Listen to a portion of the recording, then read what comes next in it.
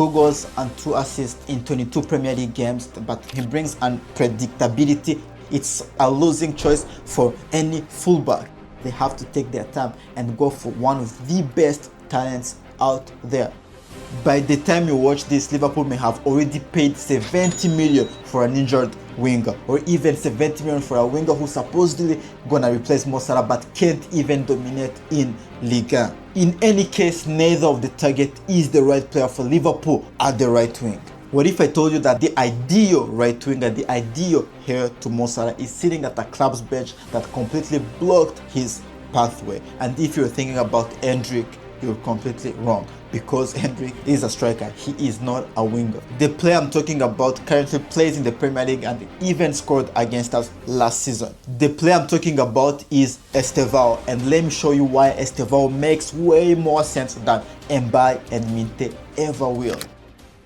Quick spoiler for this video, the Mo Salah replacement does not exist. You can't replace Mo Salah. If you want a player that is close to the Mo Salah level, you have to go and buy Yamal or Michael Olise, and we know for sure that those players are not for sale. Those players, you can't go buy them unless you go and pay $1 billion, for example, at Barcelona for Lamine Yamal, and even at that time, I'm not sure that he would leave Barcelona. So we have to completely reframe the question. The question is not about who replaces Mo Salah. The question is about who makes that right side at Anfield dangerous again. And that's why I'm seeing talents like Mbaye, talents like Minte, who are also great players, but they are not the Mo Salah here. You can't replace Mo Salah with those kind of players. Again, the quality that you're gonna replace is not even the output. It's not goals, it's not assists. I've seen a lot of people telling me, yeah, Minte will put the crosses in for Isaac. He's the best in the league at putting crosses in. Mbaye is really rapid. He will create chances for Isaac, for Wirtz, but that's not what you're replacing. What's the most important quality that Salah had?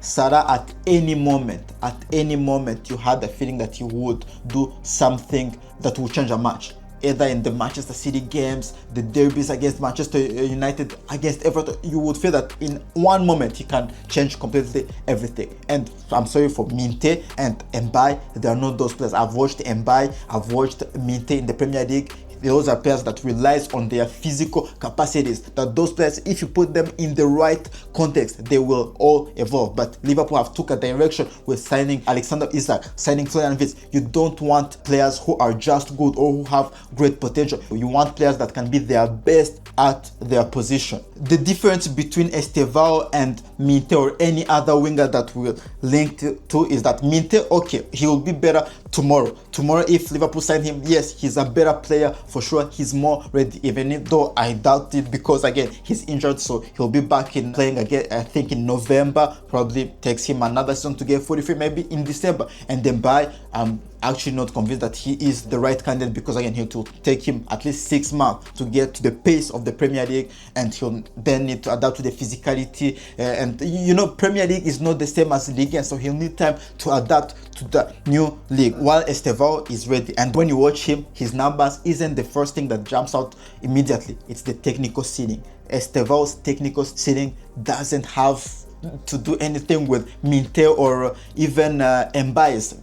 Estêvão is a different type of beast, you know, the ability that he has to manipulate the defender, the first touch, the change of directions, the ability to receive the ball and immediately threaten a defender. You're not buying a winger who Liverpool need to create everything for him. You're eventually buying a player that Liverpool can build a team around him, and that's a completely different proposition. Think of it, as I said again, as Wirtz or even Isaac. When you went to buy Isaac, you didn't go and bought a random striker. You didn't go and bought, with all respect I have for Sesko, you didn't go and buy Sesko. Sesko is a great striker, but I'm not convinced that he's gonna be the top scorer of the Premier League anytime soon. But Isaac, you know that he has the potential, you know that he has the ceiling to become probably the best striker in the Premier League, in the world. You have seen it from Isaac since his days with the academy, since his days with Borussia Dortmund, and he had shown you glimpse of that with Newcastle. Same for Florian Wirtz. You know that Florian Wirtz is probably one of the best German talent in the world, one of the best number 10s in the world. That's why you paid so much money. So you're evolving to going for the best talents, you know. That's the same thing with Estêvão. Even if you have to wait another season, but get one of the best talents rather than going for one of the okay talents that are out there. Again, Estêvão, remember the first few clips I saw of him at Palmeiras?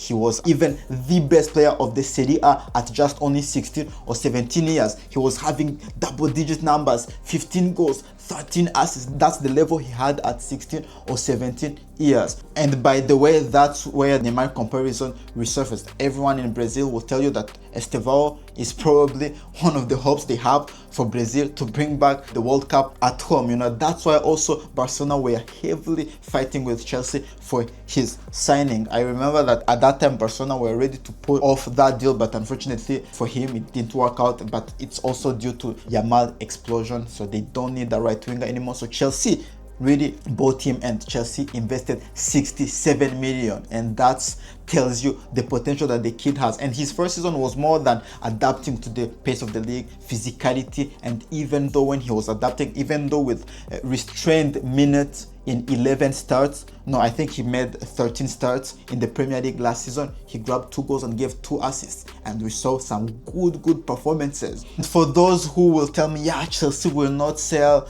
Chelsea would never sell a talent like this, it's partially right, because Chelsea have him under contract till 2033, and they have zero pressure to sell him. There is no release clause. But also let's remember that Chelsea have signed Morgan Rogers this summer. So Chelsea have moved to Xabi Alonso with his hybrid number 10 roles behind the striker. He might maybe play wingers also during the season. I'm not sure, but the times I've watched Chelsea in preseason, he played with hybrid number 10s behind the striker. So they have Cole Palmer there. They have Morgan Rogers there. They have Jamie Gittens that they have also said that he will stay, and they view him as a big talent. They invested on Giovanni Quenda. Yes, okay, Giovanni Quenda can play as a wing back, but they also have Pedro Neto. They have also Joao Pedro that just extended his contract, and Joao Pedro has also played in that sort of half space zone behind the striker. I'm convinced it's even his best role, but let's say he's a striker. But we all know even Chelsea's plan, why they signed a player like Welbeck. There is also Emmanuel Mega. I'm convinced that they potentially play as number 9s, and Joao Pedro's best role will probably come from that inside 10 role.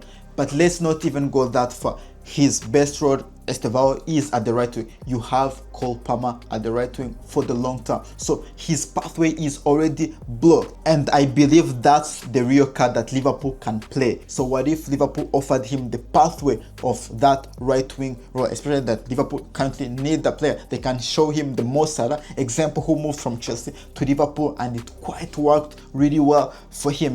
Liverpool also did it with Rio Ngoma. For those who don't know the story, Rio Ngoma was a Chelsea academy talent. They didn't want to lose him, but they were forced to lose him because they couldn't offer him a pathway to the first team. So I believe Liverpool have again a card to play with, another Chelsea talent. And here's how he fits immediately into Liverpool's team. We know what Ivraola wants. Ivraola wants intensity, he wants press, he wants verticality from his wingers, and he wants wingers who can isolate fullbacks one-on-ones. He loves that from wingers, and he has developed wingers across the last few years he has managed at Bournemouth. The recent example is another Brazilian talent in Ryan that can also be probably another contender for the right wing role at Brazil. But here's what Estêvão brings in an Andoni Iraola system. He brings unpredictability on the right wing, something that Mbaye and Emite cannot offer you, because again, you can defend pace, you can defend one-run patterns, but you can never defend a player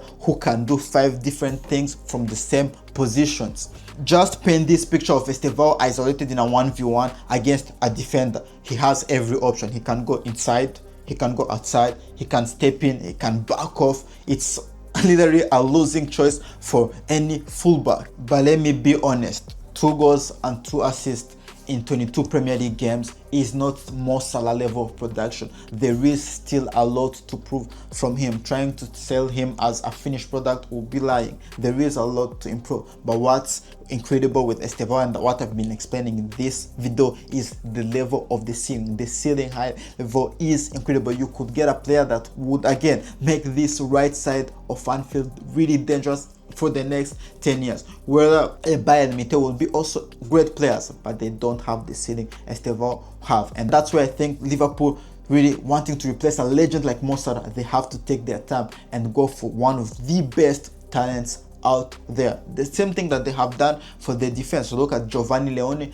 and Jeremy Jacquet. These are the best probably young center back that were available on the market. What did they do? They went for him. Look at Florian Wirtz again, Alexander Isak. That's what Liverpool have to repeat. They can't really just go out there for one available name that they want to sign right now. And that's why this move would be urgent, because if you wait Estêvão, maybe in a season he'll be worth maybe 150 million, so you won't be able to sign him. And if you wait for longer seasons, maybe he's unsellable. Chelsea won't want to sell, or maybe next season he doesn't play at all and Chelsea want to loan him to another league, or he loses all the confidence that he has. So that's why you have to move also fast. Guys, I want to know your thoughts in the comments. Am I crazy to think that Mbaye or Minte are great profiles but not the right players that Liverpool need? Am I crazy to think that Estêvão would be the ideal fit for him? I want to know your thoughts in the comments. If you watched Estêvão, please, I want to know your thoughts in the comments. Am I the only one that think